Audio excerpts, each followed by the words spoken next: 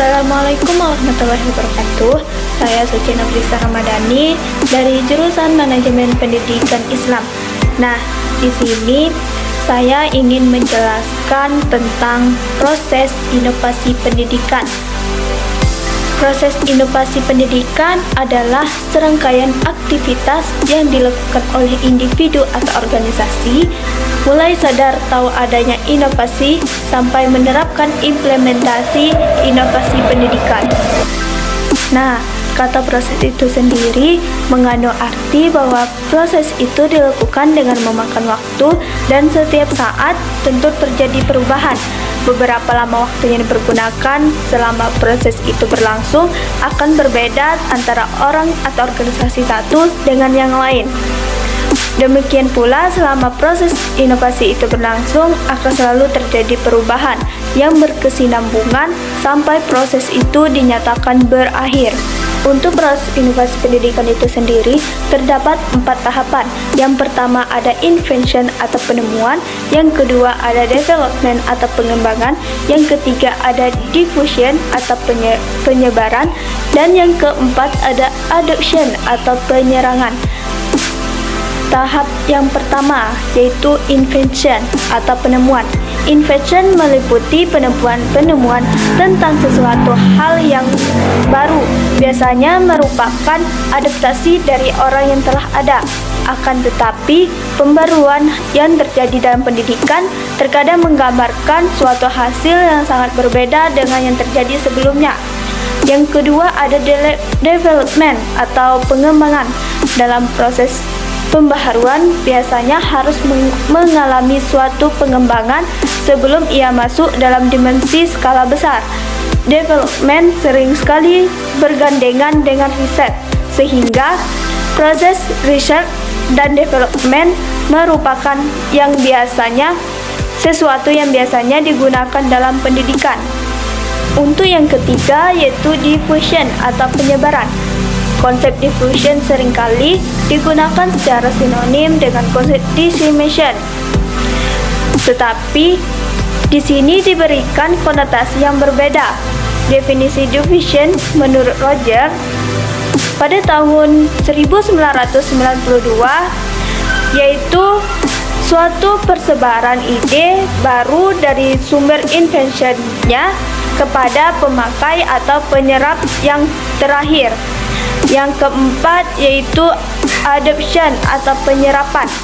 Menurut Katz dan Hamilton pada tahun 1992, definisi proses pembaruan dan difusi dalam butir-butir berikut ini: penerimaan melebihi waktu biasanya dari beberapa item yang spesifik, ide atau praktek atau kebiasaan oleh individu-individu, grup atau unit-unit yang dapat mengadopsi lainnya berkaitan, saluran berkomunikasi yang spesifik terhadap struktur sosial dan terhadap sistem nilai atau kultur tertentu. Selanjutnya ada model proses inovasi pendidikan. Beberapa model proses inovasi yang berorientasi pada individual antara lain yaitu yang pertama menurut Levy dan Steiner pada tahun 1961 yaitu menyadari, mengetahui, menyukai, memilih, mempercayai, dan membeli. Sedangkan menurut Coley pada tahun 1961 yaitu belum menyadari, memahami, mempercayai, dan mengambil tindakan. Yang ketiga yaitu menurut Roger pada tahun 1962 yaitu menyadari, menaruh perhatian, menilai, mencoba, dan menerima. Pada bagian yang keempat yaitu menurut Robertson pada tahun 1971 yaitu persepsi tentang masalah, menyadari, memahami, menyikapi, mengesahkan, menerima, dan disonansi. Pada model proses inovasi dalam organisasi menurut Zalman, Duncan, dan Holbeck disebutkan bahwa proses inovasi terdiri dari 2 tahap, yaitu tahap permulaan dan tahap implementasi. Tahap permulaan, yaitu yang pertama ada langkah pengetahuan dan kesadaran. Proses inovasi diawali dengan adanya pengetahuan yang dimiliki oleh si penerima inovasi. Dari pengetahuan yang diperolehnya, timbul kesadaran akan adanya inovasi. Jika dikaitkan dengan organisasi, bahwa dengan adanya pengetahuan yang dimiliki orang-orang yang ada dalam organisasi tersebut, di mana mereka melihat adanya kesenjangan dalam organisasinya. Yang kedua yaitu ada langkah pembentukan sikap terhadap inovasi. Dalam tahap ini, anggota organisasi membentuk sikap terhadap inovasi. Ada dua hal yang dimensi sikap yang ditunjukkan terhadap adanya inovasi, yaitu sikap terbuka terhadap inovasi dan memiliki persepsi tentang potensi inovasi yang ditandai dengan adanya pengamatan yang menunjukkan potensi inovasi. Ini ditandai dengan adanya kemampuan untuk menggunakan inovasi yang telah mengarah pada keberhasilan menggunakan inovasi di masa lalu. Adanya komitmen atau kemauan untuk bekerja dengan menggunakan inovasi dan sikap untuk menghadapi masalah yang timbul dalam menerapkan inovasi. Yang ketiga yaitu ada langkah pengambilan kesimpulan. Pada langkah ini, si penerima inovasi mengambil keputusan untuk menerima atau menolak inovasi yang ditetapkan, sehingga tidak mengakibatkan kerugian.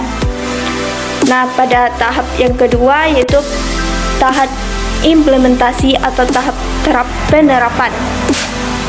Pada tahap ini, kegiatan yang dilakukan dalam menggunakan atau menerapkan inovasi.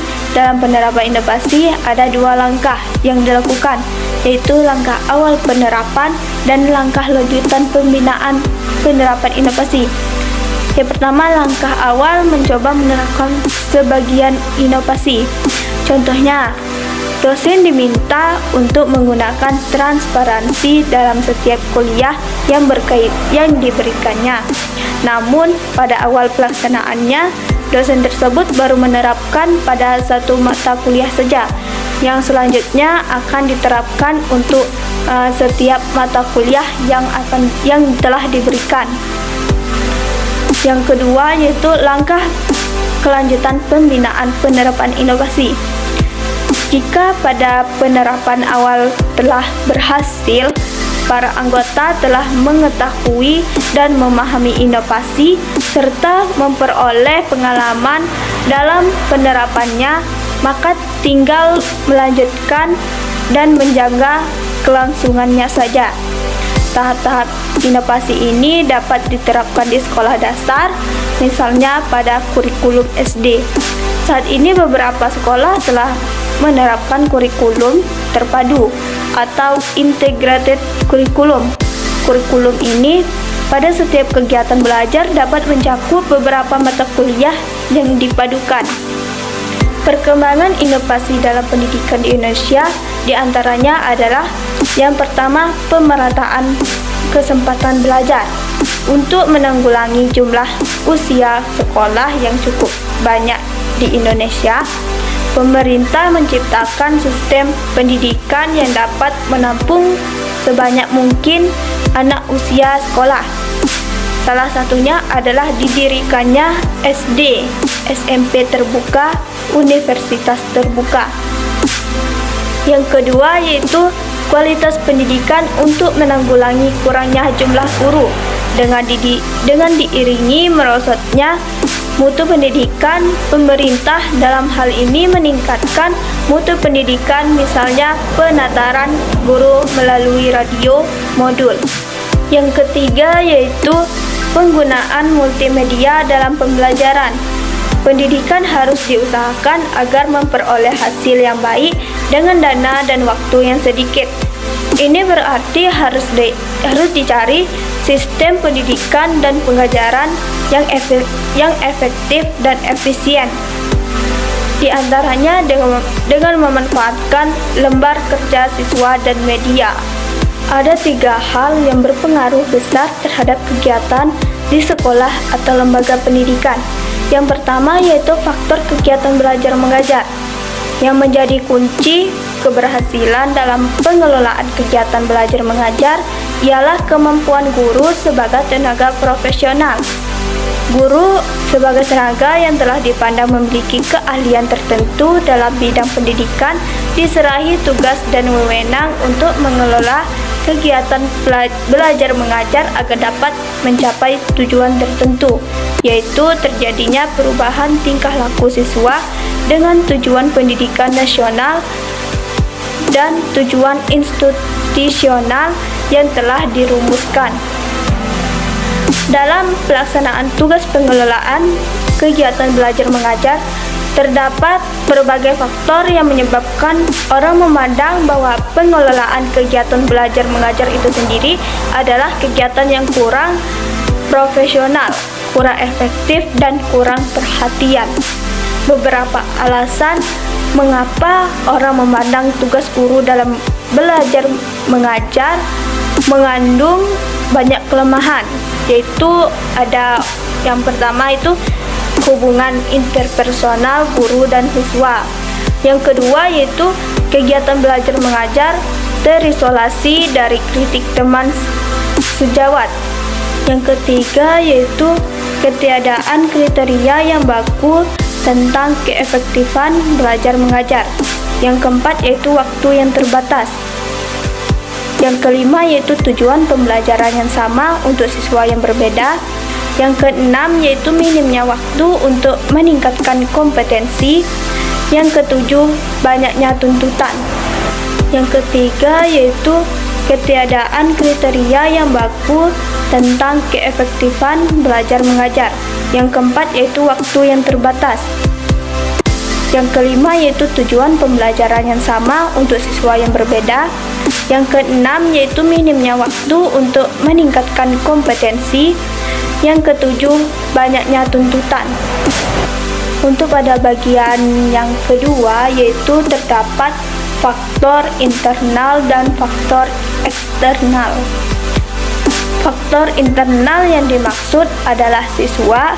Siswa menjadi pusat perhatian dan bahan pertimbangan dalam melaksanakan berbagai kebijakan pendidikan. Dan untuk faktor eksternalnya yaitu yang berpengaruh dalam proses inovasi pendidikan ialah orang tua, baik secara moral maupun finansial. Di Amerika yang berperan sebagai faktor eksternal adalah juga para pembayar pajak pendidikan yang diatur tersendiri berdasarkan pada kemampuan atau kekayaan masing-masing. Nah, untuk yang ketiga yaitu sistem pendidikan atau pengelolaan dan pengawasan. Penyelenggaraan pendidikan di sekolah diatur dengan aturan yang dibuat pemerintah, mulai dari cara berpakaian, kegiatan waktu istirahat, sampai pada kegiatan belajar di kelas. Mungkin hanya itu yang bisa saya sampaikan tentang proses inovasi pendidikan. Semoga video ini bisa bermanfaat untuk kita semua. Wassalamualaikum warahmatullahi wabarakatuh.